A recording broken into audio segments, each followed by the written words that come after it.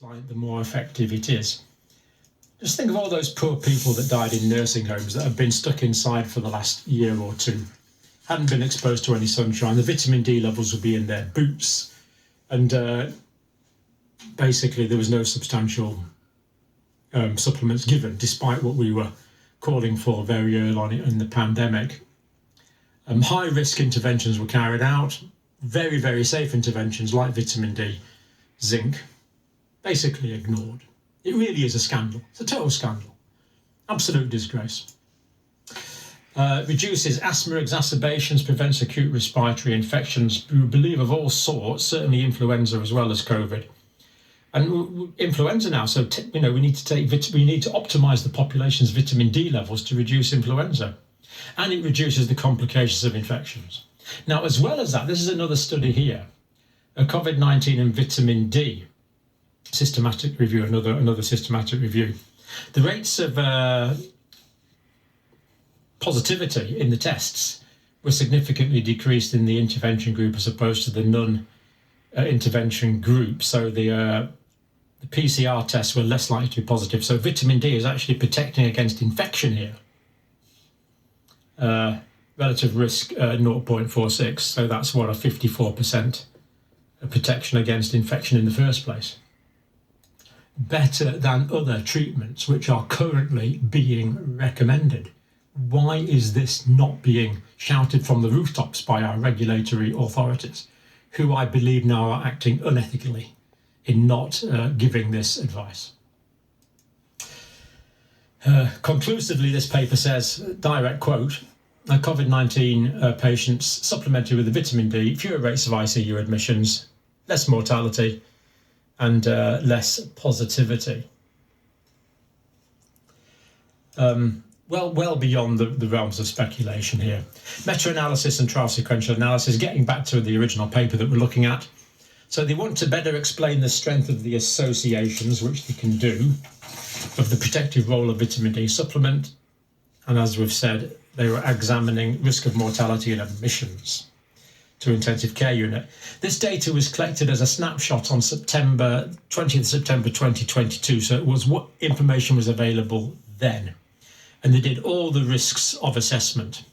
Now, how to adjust thresholds for significance in random clinical trials when the required sample size has not been reached. That's this new trial sequence analysis bit that was added on. So it adjusts the threshold of significance. So it works out how significant the result is depending on the sample size.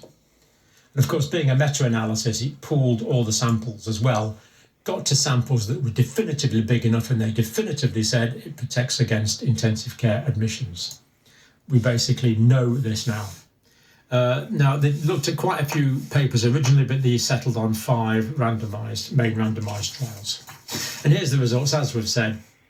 Vitamin D administration, reduced risk of death 0.49, that's a 51% protection, isn't it? And against death, and vitamin D administration resulted in a decreased risk of ICU admission 0.28, and as we said, that's a 72% protection. Why is this not being used? A protective role of vitamin D in ICU admission. The trial sequence analysis of the protective role of vitamin D in ICU admission showed that since the pooling of the studies reached the definitive sample size, so it's the definitive sample size was reached, the positive association is conclusive. This is conclusive, according to this paper. Carried out in Italy, not carried out in the States, not carried out in Europe, certainly not carried out in Canada or Australia or New Zealand. We're getting left behind, folks. We're getting left behind. Now, the studies, this was the first study here, interventional study. That one was, I'll put the links, check on all these. I'm not making this up, check it out. Conducted in Saudi Arabia. Next study was this one. Calcifidiol. Now, the calcifidiol is the already activated form. So as you probably know, when vitamin D is produced in the skin or taken by mouth, it must go to the liver. It's activated into calcifidiol. That's the more active form. So if you want it to work more quickly and someone's already ill, we can give them you can give co-cofidrol instead of the vitamin D. It'll be activated much quicker because sick people can't wait. So again, this could be used much more than it is. Why isn't it being recommended? Anyway, that study was done in Spain, not the English-speaking countries. This next paper was also done in Spain. This next paper was also done in Brazil. And the final study they used was in Spain. Now, why is this not being used despite the definitive evidence conducted from this paper? Why is it not being advised? Why is it not being shouted from the hilltops? I'm going to show you that in a minute. Well, on a completely separate topic, Medicines and Healthcare Products Regulatory Authority in the United Kingdom is 80% industry funded. 86%. Of course, they have no vested interest. This is the national body that represents advises medicines and healthcare products throughout all of the United Kingdom. And it's 86% industry funded. Coincidentally, vitamin D, which is basically free, it's dirt cheap and is essentially completely safe, is not recommended. Other interventions which are associated with high levels of risk are recommended. 86% industry funded. When is this going to be addressed? This is outrageous. Now, I didn't mean to flash that before, but this is just a random street scene in Manhattan. Random street scene. Let's look at a random street scene now in Manhattan. Good job, Campbell. You did good. Looks like a bit of a van. A few pictures on it. Oh, look, it's outside Pfizer World Headquarters.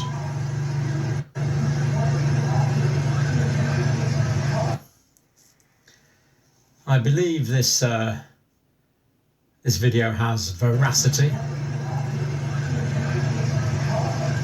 It's strange that it's outside Pfizer World Headquarters.